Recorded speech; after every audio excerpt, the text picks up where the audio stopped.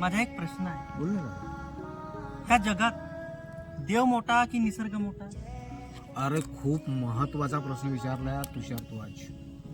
पहिले तुझे अभिनंदन का तुला एवढा लॉजिक आहे.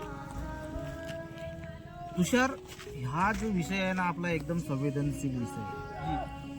आणि आपण दोघे नाही आस्तिक आहोत नाही नास्तिक आहोत, आपण जे आहोत ते वास्तविक आहोत. आपल्याला 5 ज्ञानेंद्रिय आहेत. त्या 5 ज्ञानेंद्रियाचा वापर करून आपण याविषयी चर्चा करूया. तर महत्वाचे आपल्या 3 गरजा आहेत. अन्न वस्त्र निवारा. जी.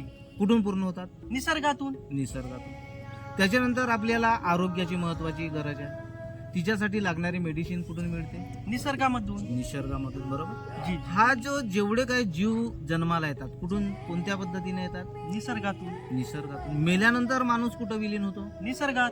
निसर्गात. मग तूच सांग कोण मोठा? निसर्ग मोठा सर. सर्वात मोठा निसर्ग. निसर्ग. तर आपण या निसर्गासाठी एक नारा देऊया जी. की ठेवा निसर्गाची जाणीव, जी. जी. तुमच्या जीवनात भासणार नाही कशाचीच उणीव. जी. लावा एक वृक्ष, तुम्हाला लाभेल जिवंतपणीच मोक्ष.